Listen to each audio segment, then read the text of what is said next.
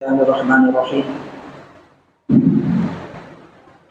يا أيها الذين آمنوا أنفقوا من طيبات ما كسبتم ومما أخرجنا لكم من الأرض ولا تيمموا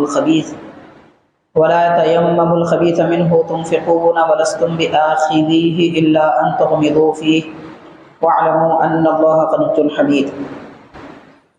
صدق الله العظيم. وقال الله تعالى في شأن حبيبه إن الله وملائكته يصلون على النبي يا أيها الذين آمنوا صلوا عليه وسلموا تسليما.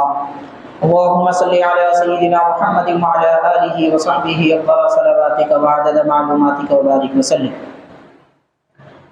محترم حاضرین معزز سامعین، السلام علیکم ورحمۃ اللہ وبرکاتہ۔ تیسرے پارے کا یہ 5واں رکوع ہے اور سورہ بقرہ کا 37واں رکوع ہے۔ اللہ تبارک و تعالیٰ ایمان والوں کو مخاطب کر کے ارشاد فرماتا ہے، اے ایمان والو، اے وہ لوگوں جو ایمان لا چکے ہیں۔ ایمان لانے کا مفہوم کیا ہوتا ہے؟ پہلے پارے کے ثلث کے رکوع میں اس سے پہلے بیان کیا گیا تھا کہ اللہ تبارک و تعالیٰ نے قرآن مجید میں کئی مقامات پر مومنوں کو یہ مخاطب کر کے فرمایا کہ تم ایمان والے ہو۔ ایمان کا اصل معنی ہوتا ہے امن، سلامتی، راحت اور چین میں آ جانا۔ جو لوگ ایمان لا لیتے ہیں ان کے دل کو راحت ملتی ہے، وہ دنیا میں راحت میں رہتے ہیں، قبر میں بھی سکون میں رہتے ہیں، آخرت میں بھی امن میں رہتے ہیں۔ یہ ایمان سب سے بڑی دولت ہے ان لوگوں کے لیے جو اللہ تعالیٰ کو ایک مانتے ہیں، نبی پاک صلی اللہ علیہ وسلم کو اللہ تبارک و تعالیٰ کے نبی، رسول اور خاتم النبیین جانتے ہیں۔ حاضرین، رب تبارک و تعالیٰ ایمان والوں کو ایمان کی صفت سے یاد فرمائے۔ یہ ایسا ہی ہے جیسے کہ کوئی سخی آدمی سے کہا جائے کہ اے سخی اس طرف دیکھیے، یا کوئی نمازی سے کہا جائے کہ آپ اچھے نمازی ہیں۔ یعنی جس آدمی کے اندر جو صلاحیت اور نیکی ہوتی ہے، اس نیکی، اس صلاحیت کے ساتھ یاد کیا جائے تو اسے خوشی ہوتی ہے۔ اللہ تبارک و تعالیٰ نے ایمان والوں کو، اس کے بندوں کو رب نے ایمان کی صفت کے ساتھ یاد فرمایا۔ اور خالق کائنات جب ذکر فرماتا ہے تو اللہ تعالیٰ کا ذکر فرمانا فرشتے بھی سنتے ہیں اور دنیا کی ساری مخلوقات بھی سنتی ہیں۔ یعنی جو بندے اللہ تعالیٰ کے پاس مومن ہیں وہ فرشتوں کے پاس بھی مومن ہیں، حیوانات کے پاس بھی مومن ہیں، تمام مخلوقات کے پاس بھی مومن ہیں۔ حاضرین، یہاں ایک بات یہ بھی سمجھنے کی ہے کہ جو مومن ہوتا ہے وہ جب امن میں، سلامتی میں ہے، راحت میں ہے، تو مومن کبھی کسی کو تکلیف نہیں دیتا، کبھی کسی کو اذیت نہیں پہنچاتا۔ اس کی اپنی زبان، ان کے احوال میں لکھا جاتا ہے، مثال کے طور پر حضرت حبیب اعظمی رحمۃ اللہ علیہ بڑے پائے کے بزرگ ہیں۔ آپ سے ملاقات کے لیے وہ اکثر ویرانوں میں، جنگلوں میں رہا کرتے تھے، تو ان سے ملاقات کے لیے ان کے استاذ اور ان کے شیخ حضرت حسن بصری رحمۃ اللہ علیہ ایک مرتبہ آئے تو دیکھا، جیسے آپ آئے قریب تو دیکھا کہ حضرت حبیب اعظمی رحمۃ اللہ علیہ کے اطراف میں جنگل کے سارے جانور بیٹھے ہوئے ہیں اور ان سے باتیں کر رہے ہیں۔ جیسے حسن بصری رحمۃ اللہ علیہ، یہ بھی بڑے اللہ والے ہیں، مگر اکثر ویرانوں میں نہیں رہتے تھے، آبادی میں رہتے تھے، اور مرتبے کے اعتبار سے حبیب اعظمی رحمۃ اللہ علیہ سے بھی اعلیٰ مقام رکھتے ہیں۔ لیکن حبیب اعظمی رحمۃ اللہ علیہ کے پاس حسن بصری رحمۃ اللہ علیہ جیسے تشریف لائے، وہاں کے سارے جانور چلے گئے، پرندے تھے اڑ گئے، حیوانات چلے گئے۔ یہ دیکھ کر حضرت حبیب اعظمی سے حسن بصری نے پوچھا کہ جب تک آپ اکیلے تھے یہ سارے آپ کے پاس بیٹھے ہوئے تھے، اور ہم آ گئے تو یہ سارے چلے گئے، کیوں ہم سے اتنی نفرت ہے انہیں؟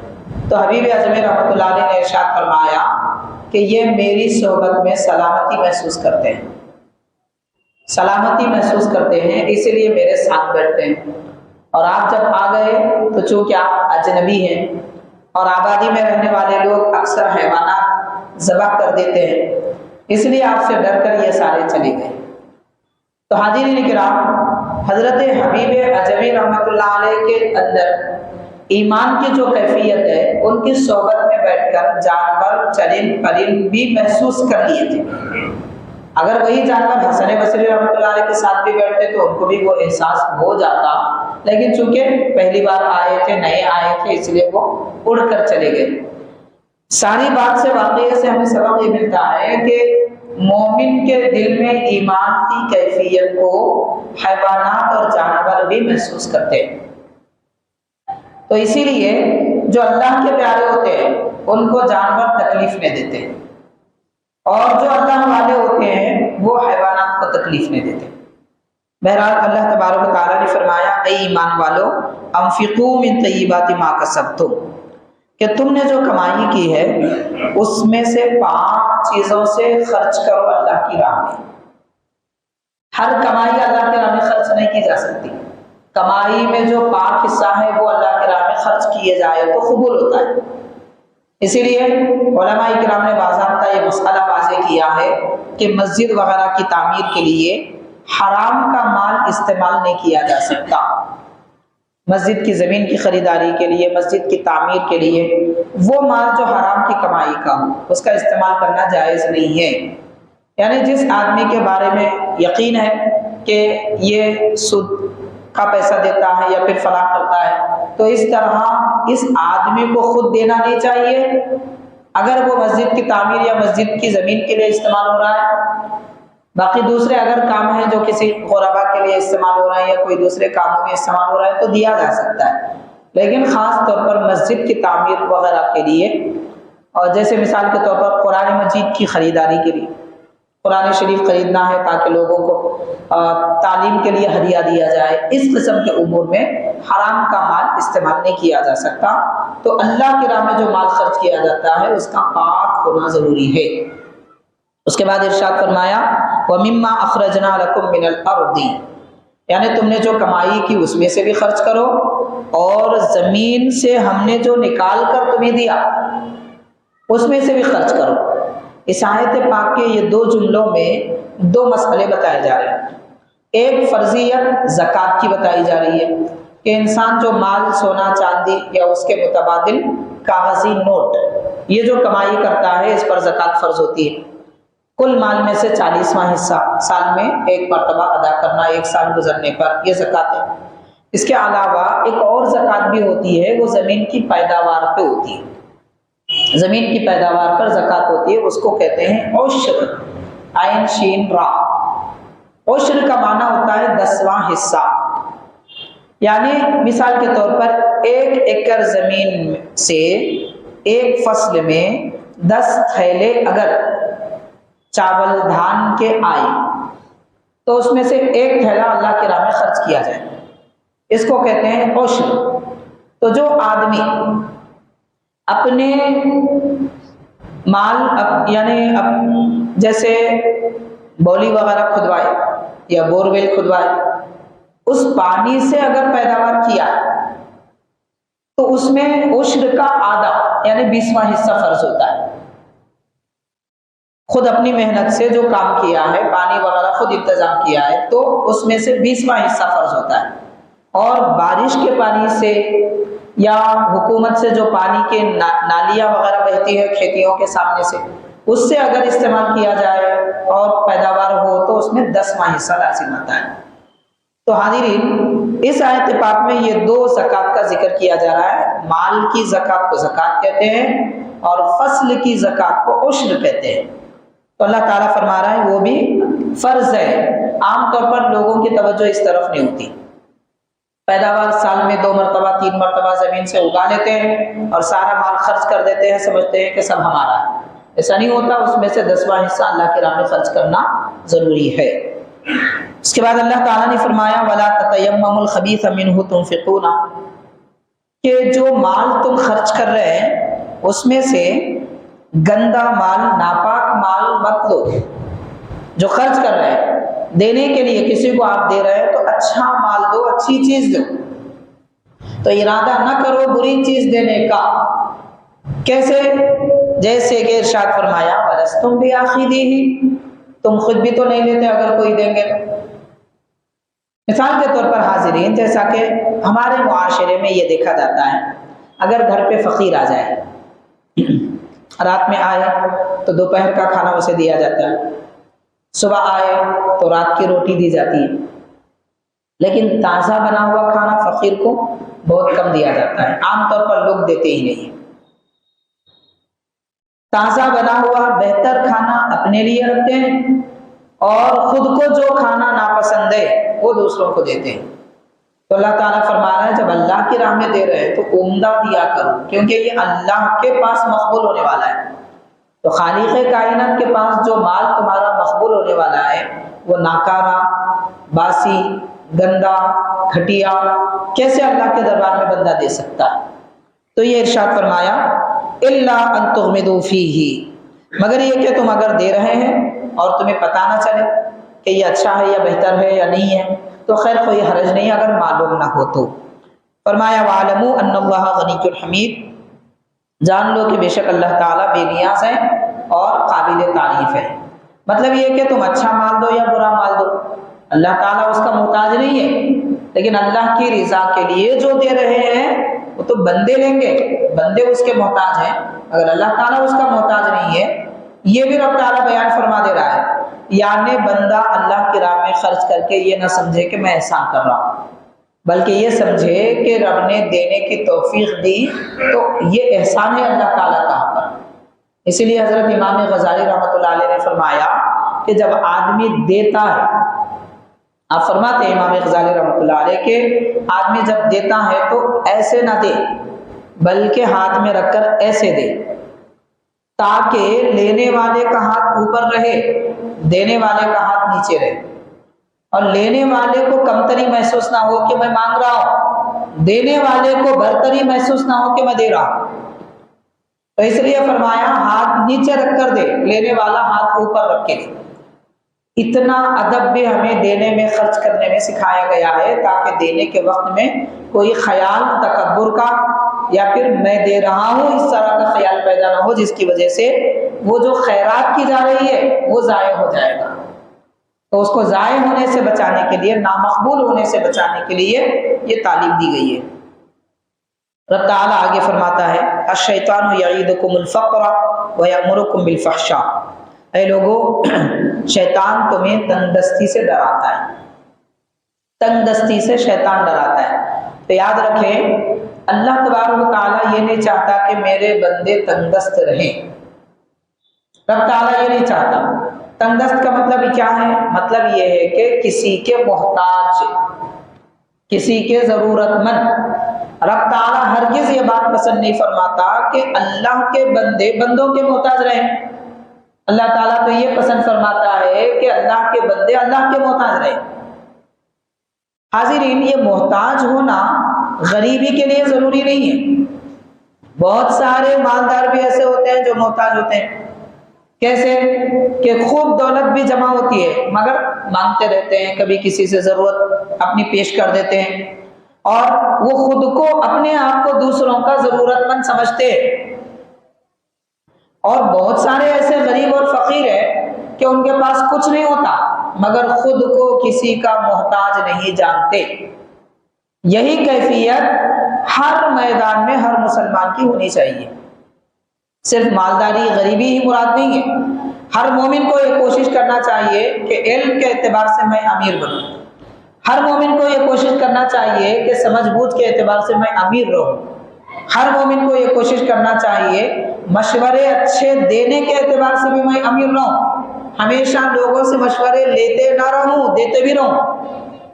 تو ہر میدان میں مومن کی یہ کیفیت ہونی چاہیے۔ شیطان یہ چاہتا ہے کہ مسلمان ڈر میں رہے، خوف میں رہے، تنگ دست رہے۔ یہ شیطان کی عادت ہے، وہ مومنوں کو ڈراتا رہتا ہے۔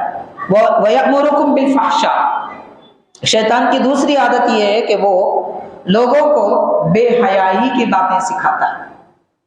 حاضرین کرام، اب یہ دور ایسا دور ہے کہ اس وقت بے حیائی کس کو کہتے ہیں اس کا پتہ نہیں، اس کا پتہ ہی نہیں ہے۔ اور بے حیائی کا تعلق صرف بے پردگی سے نہیں ہے، انسان کی آنکھوں میں حیا ہوتی ہے، زبان میں حیا ہوتی ہے، چال ڈھال میں حیا ہوتی ہے، بول چال میں حیا ہوتی ہے.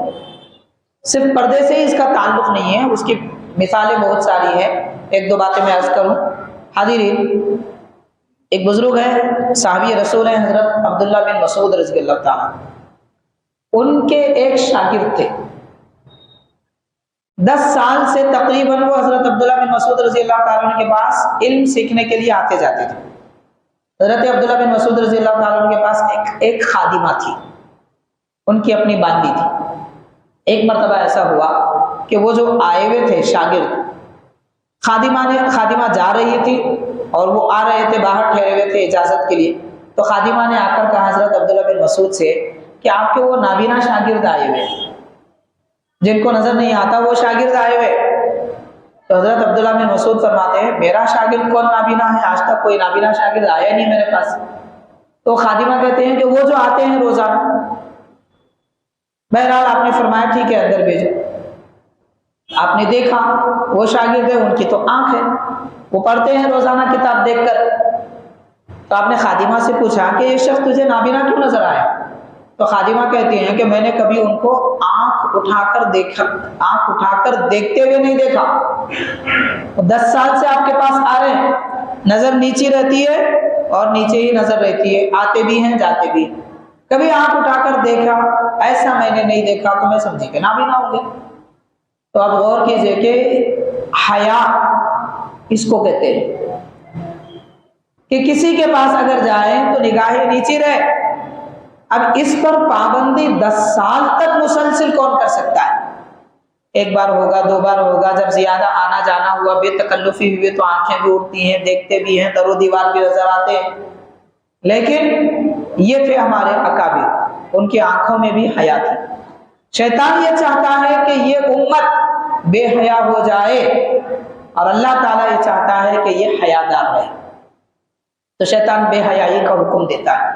حاضرین کرام، ہم نے ہمارے اساتذہ سے سنا ہے جامعہ نظامیہ میں جب ہم پڑھا کرتے تھے، قدیم پرانے زمانے کے حضرات، اس وقت یعنی آج سے تقریباً 15-20 سال پہلے ان حضرات کی عمر 80-90 سال تھی. وہ بیان فرماتے ہیں کہ بچپن میں ہمارے والدہ ہم کو رکشہ لانے کے لیے بھیجتے تھے کہ جاؤ بیٹا رکشہ لے کر آؤ. تو ہم نکلتے تھے، چوراہے پر کسی رکشے کو دیکھتے، اگر پردے کے بغیر رکشہ لے جاتے تو اسے واپس بھیج دیتے تھے. پردے والا رکشہ طلب کرتے تھے. جو بڑے حضرات ہیں ان کو معلوم ہوگا، پہلے رکشے میں پردے بھی ہوتے تھے، ہم نے بھی دیکھا ہے. یا پھر اگر رکشے والے کے پاس نہیں ہوتے تو گھر میں خواتین رکشے کا پردہ سی کے رکھتی تھی. وہ نکلنے سے پہلے رکشے کو پردہ بچے لگاتے تھے، باندھتے تھے، پھر بعد میں خواتین آ کے بیٹھتی تھی. وہ خود پردے میں رہتی تھی، تو عورتیں پردے میں رہتی تھی، پھر جو رکشے میں بیٹھتے وہ بھی پردے کا ہوتا تھا. اتنی بات ختم نہیں ہو گئی، بلکہ اڑوس پڑوس میں گھر کے بچے، جس گھر سے خواتین نکل رہے ہیں کسی کام سے، وہ اڑوس پڑوس میں کھٹکا مار کے کہتے تھے کہ باہر مت نکلو، زنانہ نکل رہا ہے. اس طرح گلی میں پابندی لگا دی جاتی، اس کے بعد خواتین نکلتی تھی. اب آپ غور کیجئے کہ آج یہ حیا کا تصور کیا ہے. کیا کوئی ایسا آٹو بھی ہے کہ جس میں پردہ ہو، یا کوئی ایسی کار ہے کہ جس میں پیچھے پردہ لگایا گیا ہو؟ حاضرین، بسوں کا حال تو برا ہے، ٹرینوں کا حال تو برا ہے، لیکن کار میں بھی ہم سفر کرتے ہیں تو اکثر یہ دیکھا جاتا ہے ڈرائیور کے سامنے ایک جو آئینہ ہوتا ہے وہ خاص طور پہ پیچھے کی جانب اس کا رخ ہوتا ہے. ڈرائیور یہ چاہتا ہے کہ پیچھے کے شیشے سے پیچھے کی گاڑیوں کو دیکھے، جبکہ اس کے سامنے آزو بازو 2 شیشے برابر رہتے ہیں. تو بیچ میں پردہ ہونا چاہیے. اب یہ حیا اور یہ پردے کی باتیں اگر اس دور میں کی جائے تو لوگ تو کہیں گے کہ یہ مولانا ہٹ گئے راستے سے.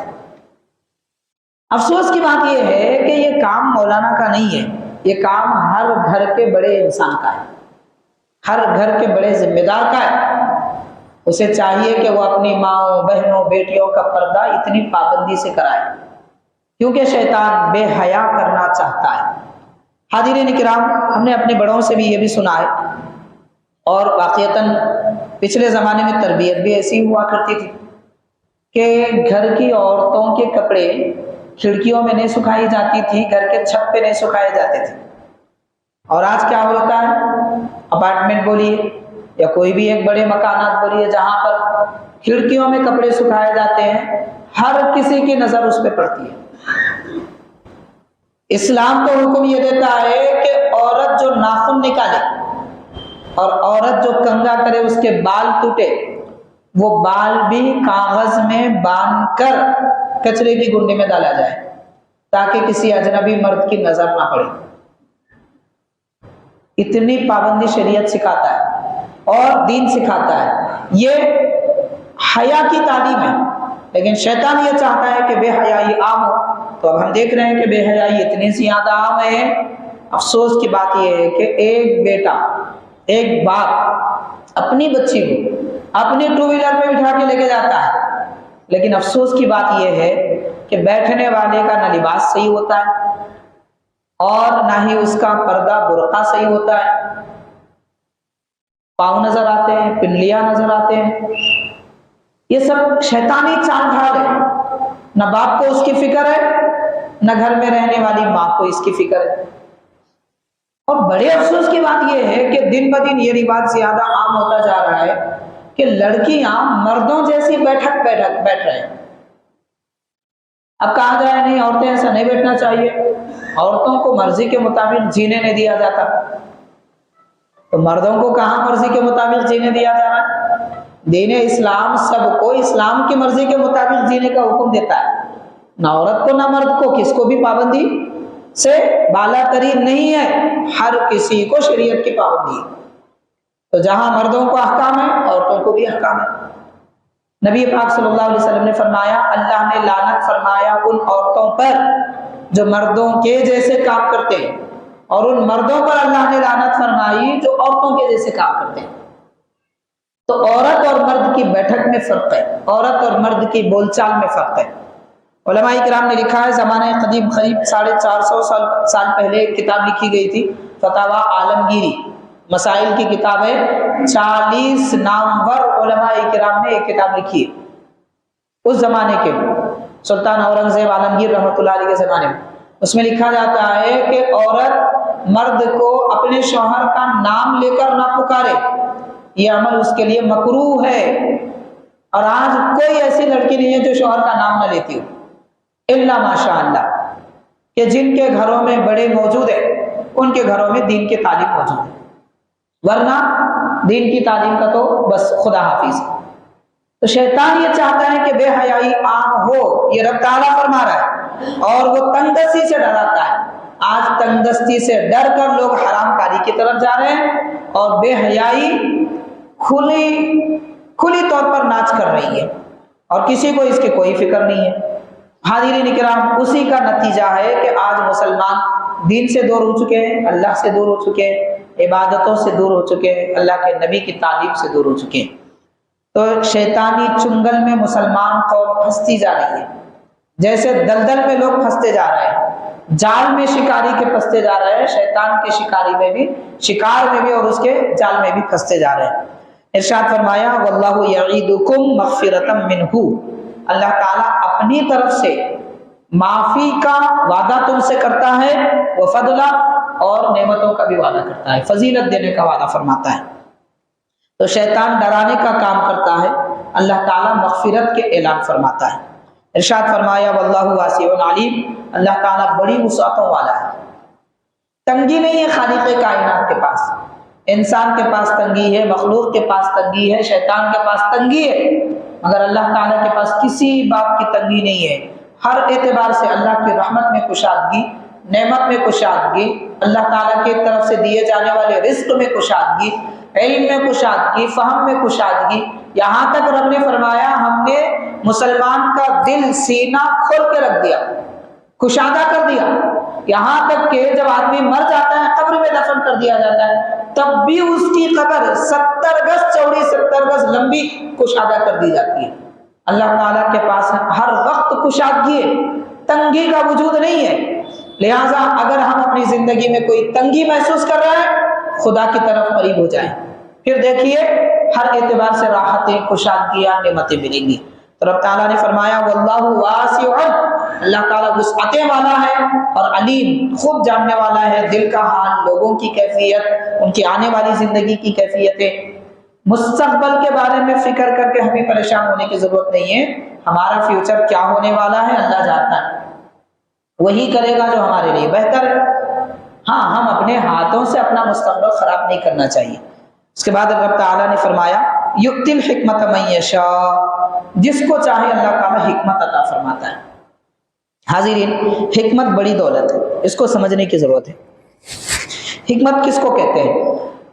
قرآن مجید، احادیث شریفہ کے علاوہ ایک اور علم کا نام حکمت ہے، ایک اور علم ہے، اور وہ علم اللہ تبارک و تعالیٰ اپنے انبیاء اور اولیاء کو عطا فرماتا ہے، اس کو حکمت کہتے ہیں۔ قرآن شریف کا علم یقیناً سب سے بہتر، حدیث کا علم یقیناً سب سے بہتر، لیکن ایک اور علم ہے، اس کو حکمت کہتے ہیں۔ کیسے؟ ایک دو مثالوں سے آپ سمجھ سکتے ہیں۔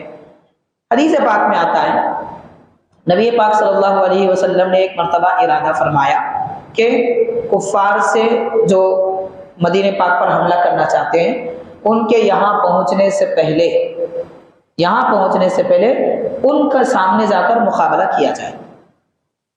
اس لیے اعلان بھی حضور نے فرما دیا کہ فلاں قوم، ملک شام، یمن وغیرہ جہاں کے علاقے کے لوگ آنے والے تھے، وہ مقابلے کے لیے آ رہے ہیں، مسلمانوں کو تہس نہس کرنے کے لیے آ رہے ہیں، ہم ان کا مقابلہ کریں گے، جنگ کریں گے، یہ اعلان حضور نے فرمایا۔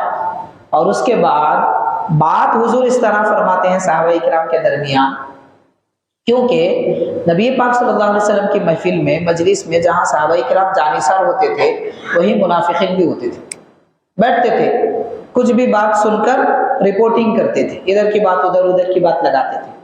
اس لیے حضور پاک صلی اللہ علیہ وسلم نے فرمایا کہ وہ اس راستے سے آئیں گے تو ہم ان کو اس راستے سے پہلے دبوچ لیں گے، اس راستے سے پہلے ان کا سامنا کریں گے، یہ فرماتے تھے۔ تو اس انداز میں حضور فرماتے کہ مثال کے طور پر وہ جس مقام پہ ان سے مقابلہ کیے جانے والا ہے، دو راستے اس کے ہوتے تھے، سرکار اس انداز سے بیان فرماتے، منافق سمجھتے کہ یہ راستے سے جانے والے، لیکن عین وقت میں پیارے آقا صلی اللہ علیہ وسلم راستہ بدل دیتے تھے۔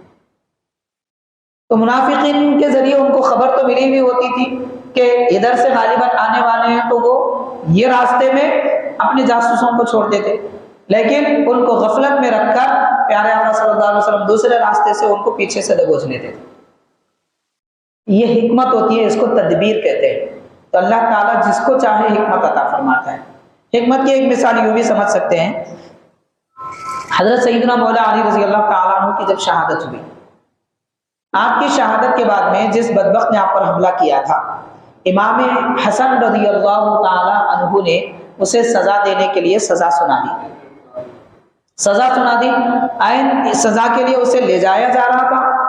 تو اس نے کہا، ابو لؤلؤ فیروز ابن ملجم نے کہا کہ اے امام حسن، میں آپ سے ایک بات کرنا چاہتا ہوں۔ تو آپ نے فرمایا کہ ہاں کہو، کیا بات ہے؟ تو اس نے کہا کہ میں آپ کے کان میں کہنا چاہتا ہوں، سب کو سنانا نہیں چاہتا۔ تو امام حسن رضی اللہ عنہ نے فرمایا کہ میں تیری بات سننا نہیں چاہتا، جاؤ اسے لے جاؤ اور سزا دو۔ لوگوں نے کہا کہ آپ اس کے آخری خواہش بھی پوری نہیں کیے، کچھ کہنا چاہتا تھا۔ تو امام حسن رضی اللہ عنہ نے فرمایا وہ کچھ نہیں کہنا چاہتا، بلکہ وہ میرے قریب آ کر کان میں کچھ کہنے کے بہانے میرا کان قطر دینا چاہتا تھا، اس لیے میں نے اس کی بات نہیں سنی۔ اب یہ بات آپ کے دل میں کیسے آئی؟ اس کو حکمت کہتے ہیں، یعنی آدمی کا انداز، اس کا چہرہ، اس کے بول دیکھ کر، سن کر اس کے دل کے ارادے پر اطلاع پانا، اور وقت سے پہلے نقصان سے بچنے کی حفاظت کرنا، اس کو حکمت کہتے ہیں۔ حکمت کی اس دنیا میں آج مسلمانوں کو بے حد ضرورت ہے۔ ہمارے پاس حکمت نہیں ہے، شور شرابہ، جوش جذبہ جو دل میں آیا کر لیے، سوگ ہونے کے بعد میں افسوس، کچھ ہونے والا نہیں ہے ان چیزوں سے۔ کام ایسا کرنا چاہیے جیسا کہ ہمارے پاس احادیث پاک میں آتا ہے، سیدھے ہاتھ سے دو تو بائیں ہاتھ کو پتہ نہ چلے۔ تو حاضرین، عقل سوچے تو دل کو پتہ نہ چلے کہ کیا سوچ رہے ہیں، اس طریقے سے کام کرنا چاہیے، یہ حکمت ہے۔ تو اللہ تعالیٰ جس کو چاہے حکمت عطا فرماتا ہے۔ وَمَن يُؤْتَ الْحِكْمَةَ فَقَدْ أُوتِيَ خَيْرًا كَثِيرًا، اور جس کو حکمت دے دی گئی اس کو بہت ساری نعمتیں، خیر کثیر دیا گیا۔ تو اسی لیے حکمت سیکھی نہیں جاتی، حکمت کے لیے آدمی کو تیار کرنا پڑتا ہے۔ جیسے بارش کا موسم جب آ جاتا ہے، آدمی زمین کو تیار کرتا ہے، ہل جوتتا ہے، زمین نرم کرتا ہے، بیج ڈالتا ہے، انتظار میں رہتا ہے کہ اب بارش ہو جائے۔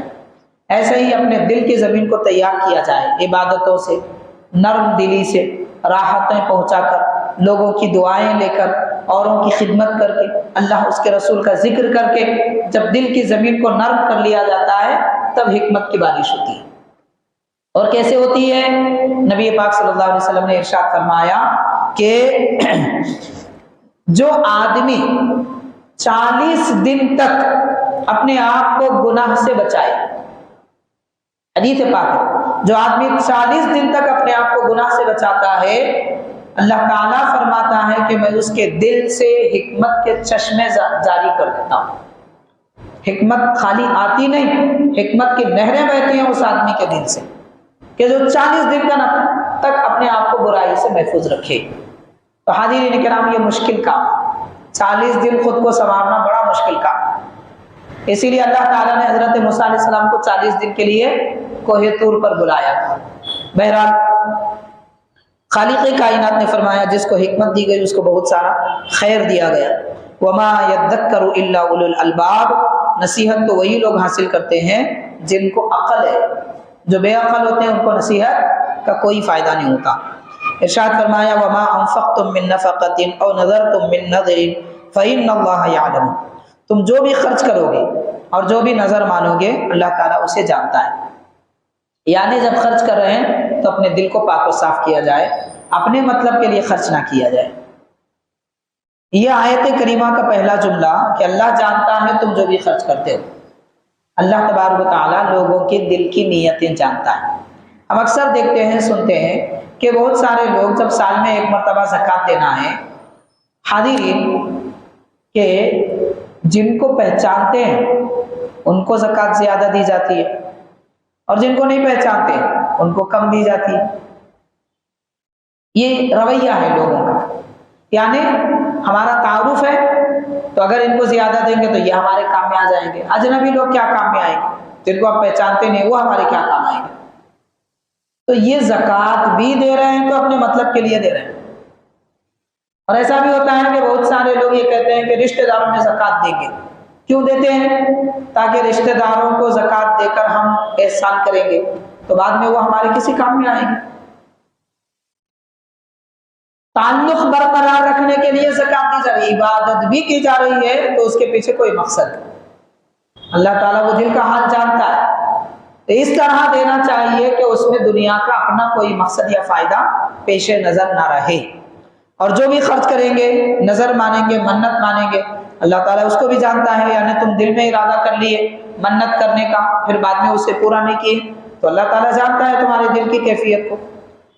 اس کے بعد ارشاد فرمایا فَإِنَّ اللَّهَ يَعْلَمُهُ وَمَا لِلظَّالِمِينَ مِنْ أَنصَارٍ، جو لوگ ظالم ہیں ان کا کوئی مددگار نہیں ہے، نہ دنیا میں نہ آخرت میں۔ إِن تُبْدُوا الصَّدَقَاتِ فَنِعِمَّا هِيَ، اگر تم جو خیرات کر رہے ہیں وہ خرچ کر رہے ہیں اور خرچ کرنے کے وقت میں ظاہر کرتے ہیں تو اچھی بات ہے۔ مطلب دینے کے وقت میں اگر ظاہر ہو رہا ہے تو کوئی بری بات نہیں ہے، لیکن ظاہر کر کے دکھانے کی نیت کرنا برا ہے۔ جیسا کہ نماز پڑھتے ہیں، ظاہر ہے کہ ہم نماز پڑھیں گے، سنت پڑھیں گے، نفل پڑھیں گے تو لوگ دیکھیں گے، تو یہ دیکھنے کے حالت میں نماز پڑھنا برا نہیں ہے، لیکن اس سے اچھا یہ ہے کہ ایسے نماز پڑھے کہ کوئی نہ دیکھے۔ لیکن 5 وقتہ نمازیں دکھا کر ہی پڑھنا عبادت ہے، یہاں چھپانے کا مسئلہ نہیں ہے۔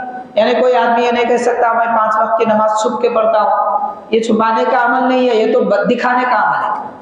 ہاں البتہ 5 وقت کی نمازوں میں جو نفل نمازیں، سنت نہیں نفل نمازیں، جیسے مغرب کے بعد 2 سنت کے بعد 2 نفل، عشاء کے بعد 2 سنت کے بعد 2 نفل، وتر کے بعد 2 نفل، یہ ایسے نفل نمازیں ہیں کہ ان کو چھپا کے پڑھنا چاہیے تاکہ بندے کا اور اللہ کی عبادت کا عمل بندے اور اللہ کے درمیان رہے، دوسرے لوگوں کو اس کا پتہ نہ چلے۔ تو ایسے ہی خیرات کا بھی یہی حکم ہے کہ اگر تم ظاہر کرتے ہیں تو کوئی بات نہیں ہے، لیکن ارشاد فرمایا وَإِن تُخْفُوهَا وَتُؤْتُوهَا الْفُقَرَاءَ فَهُوَ خَيْرٌ لَكُمْ، غریبوں کو تم اس طرح دو کہ چھپا کر دو تو یہ تمہارے لیے اس سے بھی زیادہ اچھا ہے، ظاہر کر کے دینے سے زیادہ اچھا ہے کہ چھپا کر دو۔ اسی لیے حضور پاک صلی اللہ علیہ وسلم نے فرمایا کہ ہم سیدھے ہاتھ سے دیں تو بائیں ہاتھ کو پتہ نہ چلے کہ کیا دے رہے ہیں۔ وَيُكَفِّرْ عَنْكُم مِّن سَيِّئَاتِكُم، یہ جو خیرات اللہ کی راہ میں بندہ کرتا ہے، مال خیرات وغیرہ کرنے کے بعد لوگ سمجھتے ہیں کہ ہمارے پاس سے مال کم ہو گیا، ارے اتنے پیسے دیں گے تو اتنے پیسے کم ہو جائیں گے، میں خود ضرورت مند ہوں یا مجھے یہ چیز کی ضرورت ہے، یہ پیسوں سے میں یہ کام کروں گا، اس کو اگر سیو کریں گے تو اتنے پیسے بنیں گے، کاروبار میں لگائیں گے تو ایسا ہوگا، یہ جو فکریں ہوتی ہیں۔ اللہ تعالیٰ فرما رہا ہے کہ خیرات کرنے والوں کے خیرات کی وجہ سے ان کے گناہوں کو اللہ تعالیٰ معاف فرماتا ہے۔ توبہ سے بھی گناہ معاف ہوتے ہیں، لیکن صدقہ و خیرات کرنے سے بھی گناہ معاف ہوتے ہیں، تو گناہوں کا کفارہ بندے کی خیرات کو بنایا جاتا ہے۔ رب تعالیٰ وعدہ فرما رہا ہے واللہ بما تعملون خبیر، اور تم جو بھی عمل کرتے ہیں اللہ تعالیٰ اس کو جانتا ہے۔ ان ساری آیتوں کے بعد اللہ تبارک و تعالیٰ نبی پاک صلی اللہ علیہ وسلم سے فرما رہا ہے لیس علیک ھداھم، اے میرے نبی ہم نے یہ ساری باتیں ان لوگوں کو سکھا دی، سمجھا دی، بتا دی، اس کے باوجود اگر یہ لوگ ایمان نہیں لاتے، خیر کی بات پر عمل نہیں کرتے، جو تعلیم دی گئی اس کی طرف مائل نہیں ہوتے، تو حضور اللہ تعالیٰ فرما رہا ہے آپ غمزدہ نہ ہو، ان کو ہدایت پر لانا آپ پر لازم نہیں ہے، ہدایت کی بات بتا دینا آپ کا منصب ہے، جو بات اچھی ہے وہ قوم کو بتا دینا آپ کا منصب ہے۔ اگر یہ ایمان نہ لائیں، ہدایت پر نہ آئیں، خیر کا کام نہ کریں تو ان کے اعمال کے یہ جواب دار ہے۔ نبی پاک صلی اللہ علیہ وسلم کا قلب مبارک بہت زیادہ نرم تھا، اور حضور یہ چاہتے تھے کہ میں کسی کو سمجھاؤں تو وہ سیدھا اچھا ہو جائے، لیکن کیا کریں کہ ابو جہل، ابو لہب ایسے بڑے بڑے کافروں پر کچھ اثر ہی نہیں ہوتا تھا۔ اثر اس لیے نہیں ہوتا تھا کہ ان کے دل پتھر کے تھے، پتھر پر بارش بھی ہوتی ہے تو ہریالی نہیں اگتی، تو پتھر دل، ان لوگوں کو کیا اثر ہوگا؟ تو حضور پاک صلی اللہ علیہ وسلم غمزدہ ہو جاتے تھے کہ یہ لوگ کیوں نہیں مانتے میری بات، اگر مان لیتے تو ان کا بھلا ہو جاتا، یہ عذاب سے بچتے، دوزخ سے بچتے، اس لیے حضور پاک صلی اللہ علیہ وسلم غمزدہ ہوتے۔ تو رب تعالیٰ فرما رہا ہے لیس علیک ھداھم، حضور آپ پر لازم نہیں ہے ان کو ہدایت پر چلانا، بلکہ ہدایت کی بات بتا دینا آپ کا منصب ہے۔ وَلَٰكِنَّ اللَّهَ يَهْدِي مَن يَشَاءُ، اللہ تعالیٰ جس کو چاہے ہدایت پر چلاتا ہے، یعنی اللہ تبارک و تعالیٰ ہدایت پر چلاتا ہے کا معنی کیا ہے؟ اللہ ہی ہدایت پر لاتا ہے، مگر اللہ تعالیٰ نہ چاہے کہ کوئی ہدایت پہ آئے تو پھر کوئی آتا بھی نہیں۔ جیسے اتنے سارے کفار ہیں، اتنے سارے بے دین ہیں جو ہدایت پہ نہیں آتے، اللہ تعالیٰ ارادہ نہیں فرمایا ان کے بارے میں، اس لیے وہ ہدایت پر نہیں آئے۔ حاضرین، رب تبارک و تعالیٰ نے فرمایا وَمَا تُنْفِقُونَ مِنْ خَيْرٍ فَلِأَنفُسِكُمْ، اے لوگو تم جو بھی خرچ کرتے ہو تم اپنے بھلائی کے لیے کرتے ہو، یعنی نہ اسلام پہ احسان ہے، نہ غریب پر احسان ہے، بلکہ لینے والے کا احسان ہے کہ اس نے دینے والے سے لے لیا، اس لیے کہ کسی غریب کو لینا فرض نہیں ہے مگر امیر کو دینا فرض ہے۔ امیر پر لازم ہے کہ وہ اللہ کی راہ میں دے، غریب پر لازم نہیں ہے کہ وہ لے، تو جس پہ جو چیز فرض نہیں ہے وہ کر رہا ہے، اس لیے غریب کو چاہیے کہ امیر کو چاہیے کہ وہ غریب کا شکریہ ادا کرے کہ آپ لیے ہم آپ کا شکریہ، کیونکہ ایک وقت ایسا بھی آنے والا ہے، حدیث پاک میں آتا ہے ایک آدمی اپنی زکوٰۃ لے کر گلی کوچے ڈھونڈے گا، ہے کوئی زکوٰۃ لینے والا، ہے کوئی زکوٰۃ لینے والا، ہر کوئی کہے گا میں نہیں لیتا، میں اس کا مستحقین ہوں۔ تو ایک وقت ایسا بھی آنے والا ہے کہ زکوٰۃ لوگ لے کے پھریں گے، اب یہ وقت ایسا ہے کہ لوگ زکوٰۃ لینے کے لیے پھرتے ہیں، اور ایک زمانہ آئے گا لینے والا کوئی نہیں رہے گا، دینے والے بہت رہیں گے۔